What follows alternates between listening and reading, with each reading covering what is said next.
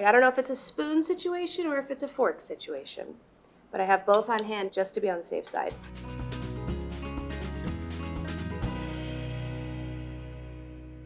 I love dumplings, especially cornmeal dumplings on top of some white chicken chili.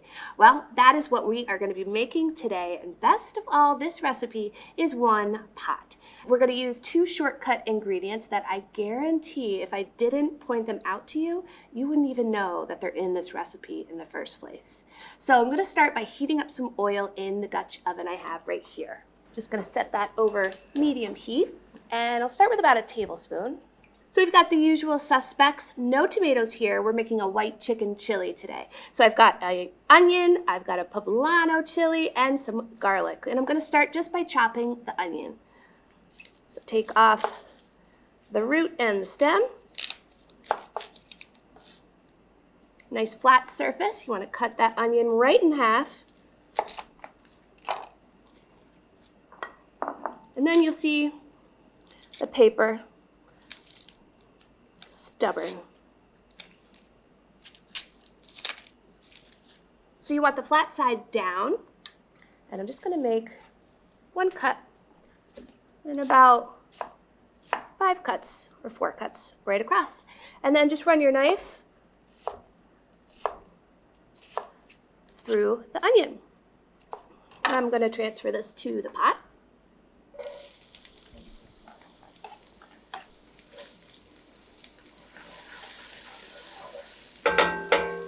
And then I've got the poblano chili. For this, I'm just going to stem and seed it. Just using the tip of my knife, I'm just going to remove the stem. It's always like a little challenge to myself to see if I can get it out in one piece. I did. And again, we're just going to chop this as well.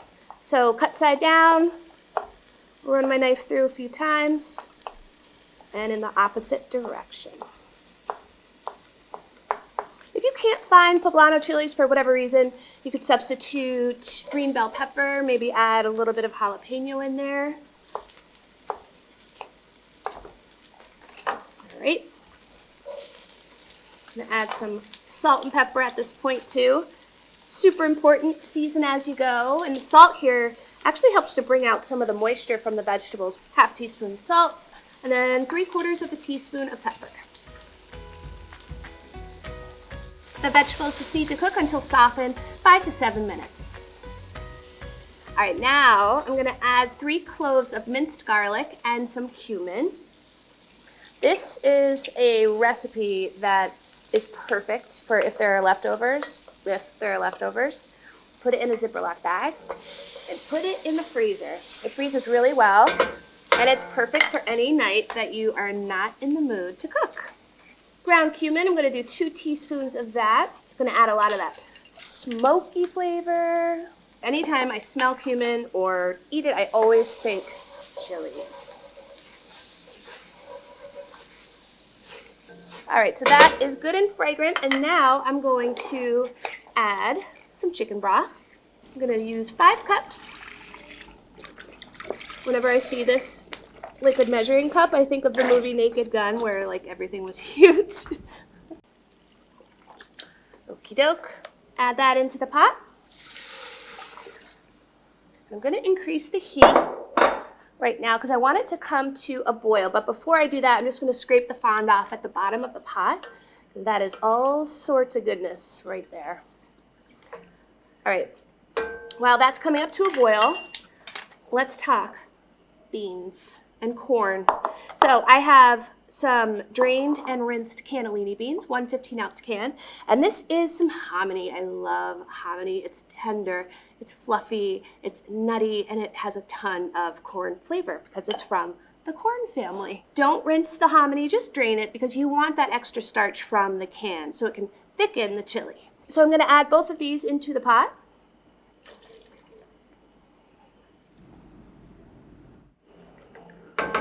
So white chili typically has tomatillos in it. So this is one of the ingredients I was referring to earlier.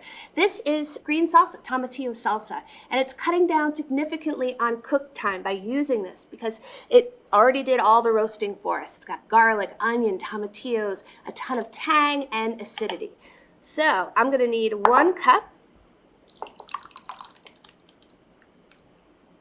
And I'll put that in right now. Okay, so the chili is at a boil right now. I'm gonna reduce the heat to medium-low and let this cook for 10 minutes until the flavors have melted. Okay, I've got our second key shortcut ingredient. It's rotisserie chicken, like one of the all-stars of the grocery store, in my opinion. 1 rotisserie chicken is about 3 cups. So you can have a lucky member of your family help you with this part of the recipe and just take all the meat off the bones. I'm gonna add the chicken to the pot.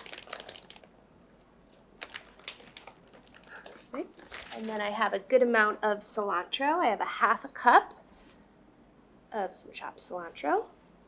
So it's almost time to make the dumplings. But at this stage, I wanna make sure everything is seasoned properly and tasting very, very good because I'm not gonna be able to go back in there to season once the dumplings are cooked on top of it. So let me just do a little. Oh my goodness, so good. All right, now I'm going to move on to the cornmeal dumpling portion.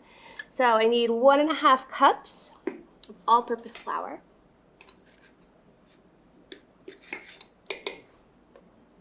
If I don't say it out loud, I always question myself, too, if I really put the correct amount into the bowl. 3. And naturally, we're gonna add some cornmeal. So 1/2 cup. Cornmeal dumplings, I mean, you know, they have some great texture too, but they also have a little bit of sweetness, and that's something I really love about them too. So speaking of sweetness, 3 tablespoons of sugar, and then baking powder and baking soda. I'm gonna do 2 teaspoons of the baking powder, and then a 1/2 teaspoon of baking soda. And then finally, 3/4 of a teaspoon of some salt. Give it a little whisk. And I am under strict orders today to bring home some of these dumplings and this chili to my son. My oldest son, Jackson, he could eat dumplings for breakfast, lunch, and dinner. He's a dumpling fan. All right, so I've got the dry ingredients.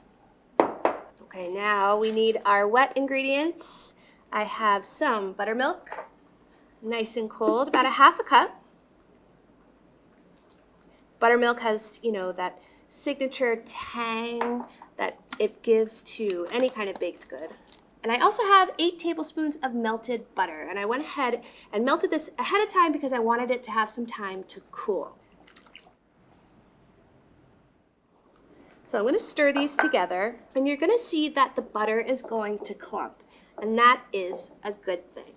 So normally, you know, when you're making dumplings, I always have visions of grandmothers standing there and cutting the butter with 2 knives or one of those biscuit cutters.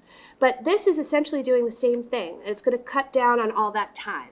So what's gonna happen is the butter, once it's in the biscuits and baking, it's going to release steam. And that steam is gonna give these biscuits a really fluffy, tender texture.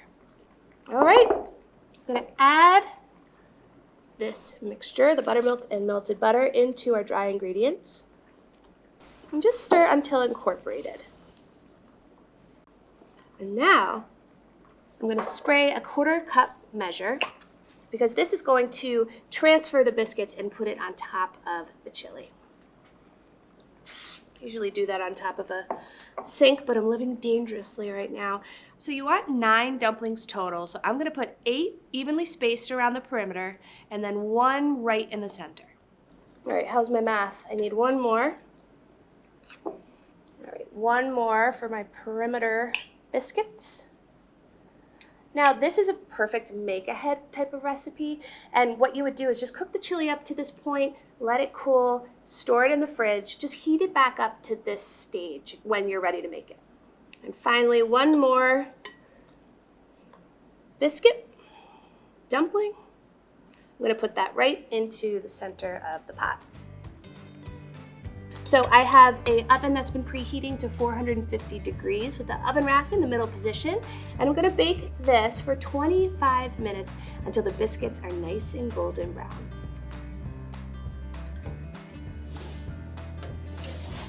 Oh. This is looking really good, but it's very, very hot. So I'm gonna let this cool for 15 minutes. Okay, it is time to dig in. I'm gonna go for a middle guy. Oh man, I can smell all the things. I can smell the tomatillos. I can smell the hominy. Wow. All right, I don't know if it's a spoon situation or if it's a fork situation, but I have both on hand just to be on the safe side. Okay.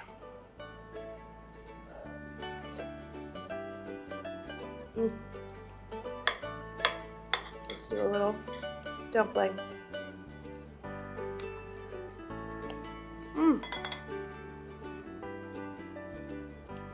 Where do I begin? I feel like I need to write like a Shakespeare sonnet or something right now. The texture overall, those dumplings, absolutely delicious. A ton of that corn flavor, a little bit of sweetness from the sugar. The actual structure of it, it really held up beautifully on top of that chili. And the chili is just, it's singing right now. Got that hominy flavor, a ton of that corn, tender hominy, and that acidity from the tomatillos, the chicken super tender. I mean, this is awesome. One pot, a few shortcut ingredients, and a ton of cozy goodness. It doesn't get any better than this one pot chicken chili with cornmeal dumplings.